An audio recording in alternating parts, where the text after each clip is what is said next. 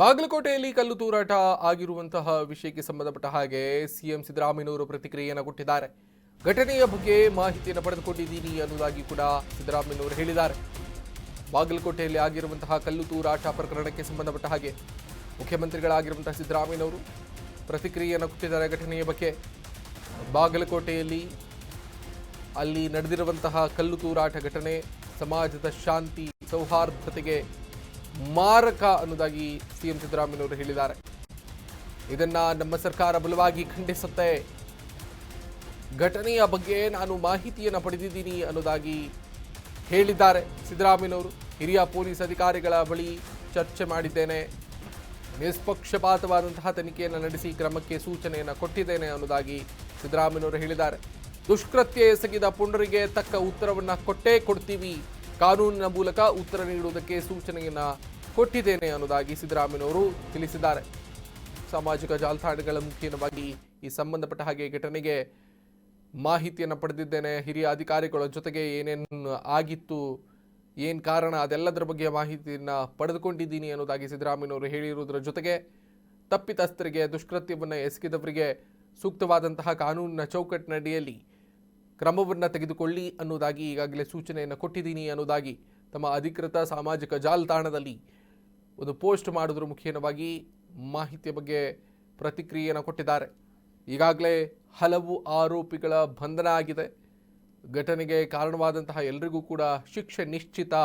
ನಾಡಿನ ಜನರಿಗೆ ಭಯಮುಕ್ತ ನೆಮ್ಮದಿಯ ಬದುಕು, ಇದೇ ನಮ್ಮ ಮೊದಲ ಆದ್ಯತೆ ಅನ್ನೋದಾಗಿ ಸಿದ್ದರಾಮಯ್ಯನವರು ಹೇಳಿದ್ದಾರೆ. ದೃಶ್ಯದಲ್ಲಿ ಗಮನಿಸ್ತಾ ಇದ್ದೀರಿ ಅವರ ಪೋಸ್ಟ್ಗಳನ್ನು.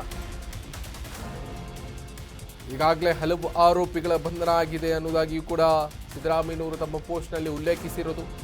ಜೊತೆಗೆ ಘಟನೆಗೆ ಕಾರಣರಾದ ಎಲ್ಲರಿಗೂ ಕೂಡ ಶಿಕ್ಷೆ ನಿಶ್ಚಿತ, ಅದರಿಂದ ಯಾರಿಗೂ ಕೂಡ ಮುಲಾಜಿಲ್ಲದೆ ಕ್ರಮವನ್ನು ತೆಗೆದುಕೊಳ್ತೀವಿ, ಯಾರು ಇದರಲ್ಲಿ ತೊಡಗಿಕೊಂಡಿದ್ದಾರೆ ಅವರು ಅಂತ. ನಾಡಿನ ಜನರಿಗೆ ಭಯಮುಕ್ತ ನೆಮ್ಮದಿಯ ಬದುಕು, ಇದೇ ನಮ್ಮ ಮೊದಲ ಆದ್ಯತೆ ಅನ್ನೋದಾಗಿ ಸಿದ್ದರಾಮಯ್ಯನವರು ಪೋಸ್ಟ್ನಲ್ಲಿ ಬರೆದುಕೊಂಡಿದ್ದಾರೆ. ಜನರ ಶಾಂತಿ ನೆಮ್ಮದಿಗೆ ಭಂಗ ತರುವುದಕ್ಕೆ ನಾವು ಬಿಡೋದಿಲ್ಲ, ಇಂಥ ದುಷ್ಟಶಕ್ತಿಗಳನ್ನು ನಾವು ಸಹಿಸೋದಿಲ್ಲ ಅಂತ ಹೇಳಿರೋದರ ಜೊತೆಗೆ ಸಾರ್ವಜನಿಕರು ಸಂಯಮದಿಂದ ವರ್ತಿಸಿ ಪೊಲೀಸ್ ಇಲಾಖೆ ತನ್ನ ಕರ್ತವ್ಯ ಮಾಡಲಿದೆ ಅಂತ ಮೈಕ್ರೋ ಬ್ಲಾಗಿಂಗ್ ಅಧಿಕೃತ ಖಾತೆಯಲ್ಲಿ ಸಿಎಂ ಸಿದ್ದರಾಮಯ್ಯನವರು ಪೋಸ್ಟ್ ಮಾಡಿರೋದು. ಮೈಕ್ರೋ ಬ್ಲಾಗಿಂಗ್ ಎಕ್ಸ್ ಖಾತೆಯಲ್ಲಿ ಸಿದ್ದರಾಮಯ್ಯನವರು ಪೋಸ್ಟ್ ಮಾಡಿರೋದು ದೃಶ್ಯದಲ್ಲಿ ಗಮನಿಸ್ತಾ ಇದ್ರಿ. ಬಾಗಲಕೋಟೆಯಲ್ಲಿ ನಡೆದಿರುವಂತಹ ಕಲ್ಲು ತೂರಾಟ ಘಟನೆಗೆ ಸಂಬಂಧಪಟ್ಟ ಹಾಗೆ ನಾವು ಶಾಂತಿ ಭಂಗ ಆಗೋದನ್ನು ಸಹಿಸೋದಿಲ್ಲ, ಯಾರೇ ಆಗಲಿ ಮುಲಾಜಿಲ್ಲದೆ ಕ್ರಮವನ್ನು ತೆಗೆದುಕೊಳ್ತೀನಿ. ಅಧಿಕಾರಿಗಳಿಗೆ ಈಗಾಗಲೇ ಜಿಲ್ಲಾ ಪೊಲೀಸರಿಗೆ ಈಗಾಗಲೇ ನಾನು ಮಾಹಿತಿಯನ್ನು ಕೊಟ್ಟಿದ್ದೀನಿ. ಪೊಲೀಸ್ ವರಿಷ್ಠಾಧಿಕಾರಿಗಳಿಂದ ಘಟನೆಯ ಬಗ್ಗೆ ಮಾಹಿತಿಯನ್ನು ಪಡೆದುಕೊಂಡಿದ್ದೀನಿ. ಶಾಂತಿ ನೆಮ್ಮದಿ ನೆಲೆಸೋದೆ ನಮ್ಮ ಸರ್ಕಾರದ ಮೊದಲ ಆದ್ಯತೆ ಅನ್ನೋದಾಗಿ ಹೇಳಿದ್ದಾರೆ. ತಾಳ್ಮೆಯಿಂದ ಇರಿ ಅಂತ ಸಾರ್ವಜನಿಕರನ್ನು ಕೇಳ್ಕೊಂಡಿದ್ದಾರೆ. ಸೊ ಇದು ಈ ಘಟನೆಗೆ ಸಂಬಂಧಪಟ್ಟ ಹಾಗೆ ಮಾನ್ಯ ಮುಖ್ಯಮಂತ್ರಿಗಳು ಸಿದ್ದರಾಮಯ್ಯನವರು ಈ ರೀತಿಯಾಗಿ ಪೋಸ್ಟ್ ಮಾಡೋದ್ರ ಮುಖೇನವಾಗಿ ಈ ಘಟನೆಗೆ ಸಂಬಂಧಿಸಿದ ಹಾಗೆ ಪ್ರತಿಕ್ರಿಯೆಯನ್ನು ಕೊಟ್ಟಿರೋದು. ಜೊತೆಗೆ ಪೊಲೀಸ್ ಇಲಾಖೆಗೆ ಕಾನೂನಿನ ಅಡಿಯಲ್ಲಿ ತಪ್ಪಿತಸ್ಥರಿಗೆ ಶಿಕ್ಷೆಯನ್ನು ನೀಡಬೇಕು ಅನ್ನೋದಾಗಿ ಸೂಚನೆಯನ್ನು ಕೊಟ್ಟಿದ್ದಾರೆ.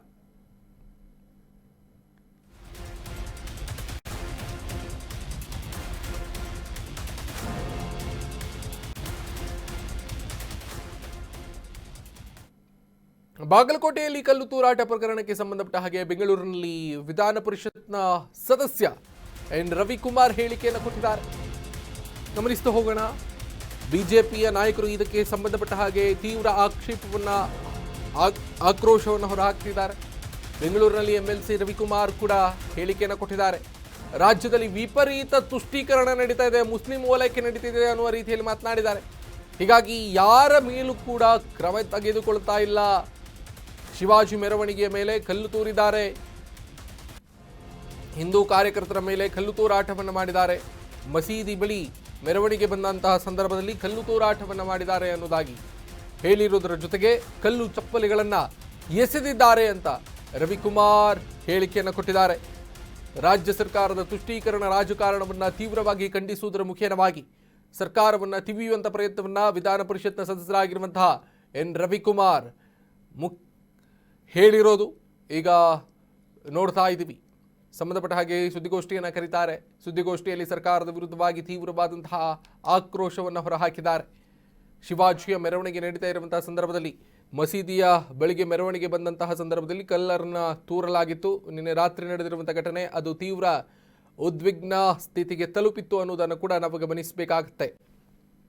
ಶಿವಾಜಿ ಜಯಂತಿಯನ್ನ ಬಹಳ ಚೆನ್ನಾಗಿ ಮಾಡಿ ಶಿವಾಜಿ ಭಾವಚಿತ್ರದೊಂದಿಗೆ ಮೆರವಣಿಗೆ ಮಾಡ್ತಾ ಇರ್ತಕ್ಕಂಥ ಸಂದರ್ಭದಲ್ಲಿ ಬಾಗಲಕೋಟೆಯಲ್ಲಿ ರಾಜ್ಯ ಸರ್ಕಾರ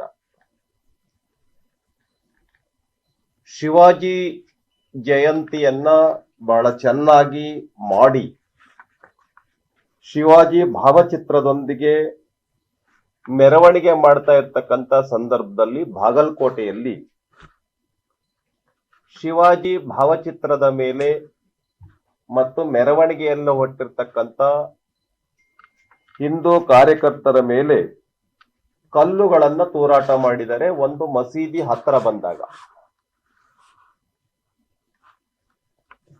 ಮಸೀದಿಯ ಭಾಗದಿಂದ ಕಲ್ಲುಗಳು ನಮ್ಮ ಹಿಂದೂ ಕಾರ್ಯಕರ್ತರ ಮೇಲೆ ಬಿದ್ದಿವೆ. ಅದರಿಂದ ಕಲ್ಲು ಎಸೆದಂತ ಸಂದರ್ಭದಲ್ಲಿ ಎಸ್ಪಿಗೂ ಕೂಡ ತಲೆಗೆ ಏಟ್ ಬಿದ್ದಿದೆ. ಇಬ್ರು ಕಾನ್ಸ್ಟೇಬಲ್ಗಳಿಗೆ ಏಟ್ ಬಿದ್ದಿದೆ. ಕಲ್ಲುಗಳನ್ನ ತೂರಿದರೆ, ಚಪ್ಪಲಿಗಳನ್ನ ಎಸೆದಿದ್ದಾರೆ, ಶೂಗಳನ್ನ ಎಸೆದಿದ್ದಾರೆ. ಆದ್ರೆ ಯಾರನ್ನು ಕೂಡ ಬಂಧಿಸಿರಲಿಲ್ಲ. ಯಾವಾಗ ಹಿಂದೂ ಕಾರ್ಯಕರ್ತರು ಒತ್ತಡವನ್ನ ಹಾಕಿದ್ರು, ಯಾಕೆ ಇದುವರೆಗೂ ನೀವು ಅರೆಸ್ಟ್ ಮಾಡಿಲ್ಲ ಅಂತ ಹೇಳಿ, ಆಗ 8 ಜನರನ್ನ ಅರೆಸ್ಟ್ ಮಾಡಿದ್ದಾರೆ. ಕರ್ನಾಟಕ ರಾಜ್ಯದಲ್ಲಿ ಶಿವಾಜಿ ಜಯಂತಿಯನ್ನ ಮಾಡಬಾರ್ದ? ಶಿವಾಜಿ ಭಾವಚಿತ್ರದ ಮೆರವಣಿಗೆಯನ್ನ ಮಾಡಬಾರ್ದ? ಯಾವುದೇ ಮಸೀದಿಯ ಮುಂಭಾಗದಿಂದ ಹಿಂದೂ ಮೆರವಣಿಗೆಗಳು, ಗಣಪತಿ ಉತ್ಸವದ ಮೆರವಣಿಗೆ, ಶಿವಾಜಿ ಜಯಂತಿಯ ಮೆರವಣಿಗೆ, ಕನಕದಾಸರ ಭಾವಚಿತ್ರದ ಮೆರವಣಿಗೆ, ಬಸವೇಶ್ವರವರ ಭಾವಚಿತ್ರದ ಮೆರವಣಿಗೆ ಮಸೀದಿ ಮುಂಭಾಗದಿಂದ ಅಥವಾ ರಸ್ತೆಗಳಲ್ಲಿ ಮಾಡಬಾರ್ದ? ಇದೇನ್ ಪಾಕಿಸ್ತಾನನ? ಘೋಷಣೆ ಮಾಡಿಬಿಡಿ ಕರ್ನಾಟಕ ರಾಜ್ಯದಲ್ಲಿ ಹಿಂದೂ ದೇವಾನುದೇವತೆಗಳ ಪ್ರೊಸೆಷನ್ ಮಾಡಬಾರ್ದು, ಹಿಂದೂ ರಾಷ್ಟ್ರೀಯ ನಾಯಕರ ದೇವಾನುದೇವತೆಗಳ ಭಾವಚಿತ್ರಗಳ ಮೆರವಣಿಗೆಯನ್ನು ಮಾಡಬಾರ್ದು, ಘೋಷಣೆ ಮಾಡಿಬಿಡಿ. ಕರ್ನಾಟಕ ರಾಜ್ಯದಲ್ಲಿ ಅಲ್ಪಸಂಖ್ಯಾತರ ಸಂಬಂಧಪಟ್ಟಂತ ಮಾತ್ರ ಪ್ರೊಸೆಷನ್ ಮಾಡಬೇಕು. ಇದು ಎರಡ? ಗಣಪತಿ ಉತ್ಸವ ಬಂದ್ರು ಗಣಪತಿ ಸಂದರ್ಭದಲ್ಲೂ ಹಾಗೆ ನಡೆಯುತ್ತೆ. ಶಿವಾಜಿ ಜಯಂತಿ ಬಂದ್ರೆ ಶಿವಾಜಿ ಜಯಂತಿ ಮಾಡುವಾಗ್ಲೂ ಹಂಗೆ ಆಗತ್ತೆ. ಯಾಕೆ ಕರ್ನಾಟಕ ರಾಜ್ಯದಲ್ಲಿ ಈ ತರ ತುಷ್ಟೀಕರಣ? ಆದ್ರಿಂದ ಎಸ್ಪಿಗೂ ಏಟ್ ಬಿದ್ದಿದೆ, ಎಸ್ಪಿ ತಲೆಗೆ ಏಟ್ ಬಿದ್ದಿದೆ, ಇಬ್ರು ಪೊಲೀಸ್ ಕಾನ್ಸ್ಟೇಬಲ್ಗಳಿಗೆ ಏಟ್ ಬಿದ್ದಿದೆ. ಅಂದ್ರೆ ಸರ್ಕಾರಿ ನೌಕರರಿಗೂ ಕೂಡ ರಕ್ಷಣೆ ಇಲ್ಲ.